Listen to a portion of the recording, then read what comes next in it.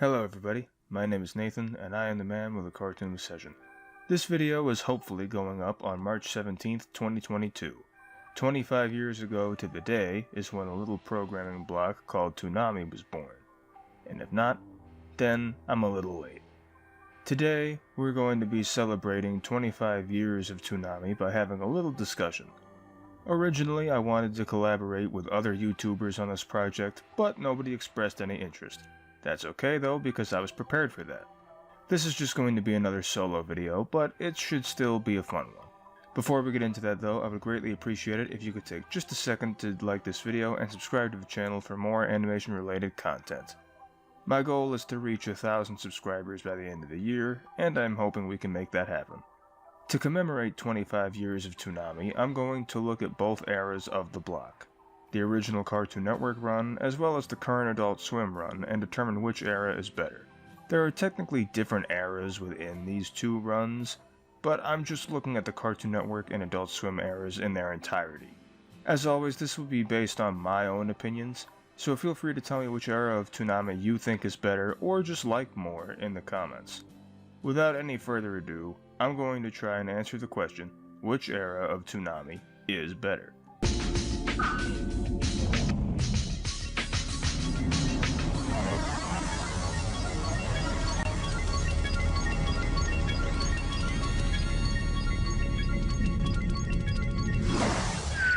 Toonami's first incarnation ran on Cartoon Network from March 17, 1997 to September 20, 2008.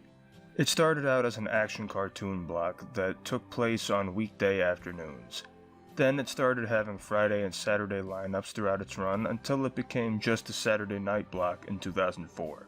Oh yeah, there was also the brief period of time Toonami was on Kids WB. That was pretty cool. Throughout the years, Toonami's lineup changed. It started with older action cartoons like the original Thundercats and Voltron, but later on they started to sprinkle in more anime such as Sailor Moon and Dragon Ball Z, until anime became the staple of the block. We also saw DC superhero cartoons being introduced to the lineup and more action-oriented Cartoon Network original series like the Powerpuff Girls and Megas XLR. Toonami even had an original co-production of its own, IGPX Immortal Grand Prix, which I didn't appreciate until after it was gone, but I might give that show a proper review someday. Toonami also occasionally aired music videos from the likes of Gorillaz and Daft Punk, and they showed a lot of movies throughout its run. My favorite was when they aired a Studio Ghibli movie every week for a month in 2006. In fact, I still vividly remember watching Spirited Away for the first time, which I did on Toonami. In addition to all of this programming, Toonami also had segments taking place in its own universe called Total Immersion events, like The Intruder for example. Of course, this wouldn't have been as interesting if Toonami didn't have any characters of its own. Moltar was the original host of Toonami early on, but he wasn't an original character. Tom, however, is the one that's the most recognizable.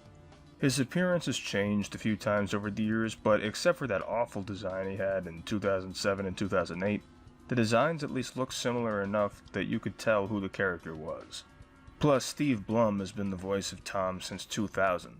Sonny Strait voiced the first incarnation, but I think it's safe to say that Steve Blum is the definitive voice of the character. There were other characters as well, such as Sarah, Tom's AI companion, who's been around almost as long as he has. There were some short-lived characters as well, like Dee and Flash, the co-hosts during Toonami's dying days on Cartoon Network. Regardless, having all of these characters and giving Toonami its own continuity made it feel like a complete experience instead of just another set of shows on TV. The bumpers were actually enjoyable to watch, and the block had a lot of extras in between shows, like video game reviews. This was something you didn't see a whole lot of on TV unless you watched G4, and this was before YouTube really took off, so nobody was posting video game reviews on there at the time. With all of these things combined, Toonami gave viewers something to look forward to every week, and a reason to keep tuning in, whether it was to keep up with your favorite shows, see what video game was hot at the moment, or see what other little extras the block had to offer. Toonami was the staple of my childhood like it was for many other kids of the late 90s and 2000s.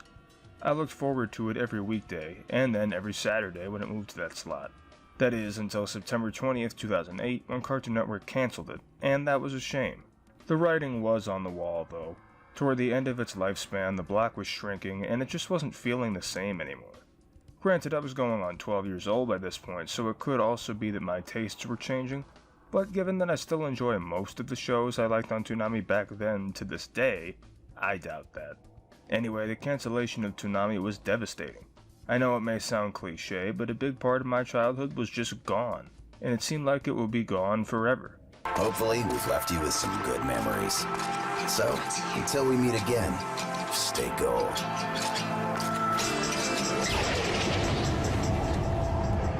Bang.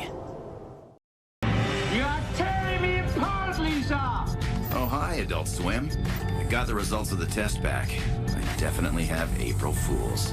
On April Fool's Day in 2012, Adult Swim aired the Toonami block as their April Fool's Day prank, and shortly after, they asked on Twitter if the fans wanted it to come back. Naturally, the response was overwhelmingly positive, and sure enough, Toonami made a full return less than 2 months later on May 26, 2012, and it's still going strong to this very day. The programming was still mainly anime with some action cartoons thrown in. Some anime have returned throughout the years, such as Naruto and One Piece, but they've also introduced new ones that may have made the cut if they were around during the Cartoon Network era, such as My Hero Academia and Hunter x Hunter, to anime that definitely wouldn't have been approved for Cartoon Network, like Dead Man Wonderland and Tokyo Ghoul. Earlier on in the Adult Swim era, the block also aired some action cartoons that previously aired on Cartoon Network proper, like Symbionic Titan and the 2011 Thundercats series. They don't air much Western animation anymore, but when they do, most of the time it's just a one-off marathon like they did with Primal and Harley Quinn, and even if it's actually a part of the lineup, they still go with more mature-leaning shows like Ballmasters 9009. I mentioned during the Cartoon Network era, Toonami had an original show, IGPX, which was aired again during the Adult Swim era, by the way. But during this second run, Toonami garnered even more original co-productions. These include the 5th season of Samurai Jack, technically, Fully Coolly Progressive and Alternative, Fena Pirate Princess, Blade Runner Black Lotus, and Shenmue the Animation. The latter three were co-productions with Crunchyroll, and since it's more convenient to watch anime on streaming services these days than it is to watch an anime block that doesn't start until midnight Eastern Time on Saturday night/Sunday morning, it makes sense to have the two team up. Plus it works out well, because the dubs were aired exclusively on Toonami, and Crunchyroll only has the subs, so everyone's happy. While it is more convenient to watch anime on streaming services, personally speaking, if an anime I'm interested in airs on Toonami, I'm much more likely to watch it there than on a streaming service. As for extras on the block, not much has changed. The main Toonami characters are still there, Tom still reviews video games, there are movie nights, specials, music videos, PSAs featuring clips from shows on the lineup, Rick and Morty anime shorts, total immersion events, just a bunch of fun stuff. It still feels like Toonami, just targeted toward a more mature audience, specifically people who grew up with Toonami and are still looking for that nostalgic feeling. At first, I was worried that it wouldn't be the same as it was when I was a kid, and while it isn't exactly the same, it's close enough that I feel like it does the original justice. Yeah, Toonami's back, bitches, to celebrate Tom's return to television. Now for the big question, which era of Toonami is better? Honestly, it's a toss-up, but I don't want to give you guys a cop-out answer, so I'll make a decision. In my opinion, the original Cartoon Network era of Toonami is superior, but only by the slightest margin. For one thing, I loved when Toonami used to air on weekday afternoons. It was cool to be able to watch Yu Yu Hakusho and Dragon Ball Z right after school. Plus, the time was just much more convenient. Even when it was moved to Saturday nights, it ended at 11 o'clock or midnight depending on the year, whenever the Adult Swim block started. Nowadays, like I said, Toonami starts at midnight on a Saturday night or Sunday morning. While I'm usually awake for it, that's not always the case, and it's not always worth staying up to watch it. Not only that, but I feel like the Cartoon Network era had a little more variety in the programming. Both eras have a good amount of variety, but Cartoon Network's had some less action-oriented shows like Hamtaro, and even a puppet show, Woolin Warriors, which, by the way, let me know if you guys want me to tackle that show in its own video. Anyway, Toonami now just feels like it airs action or adventure anime and not much else. That cycle is broken every now and then, and yeah, I know that's the main appeal of the block, but you know what they say, variety is the spice of life.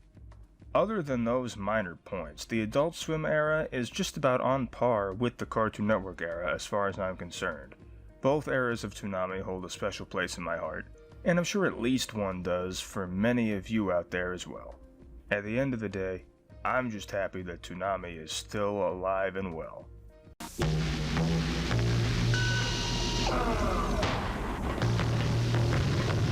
are watching Toonami.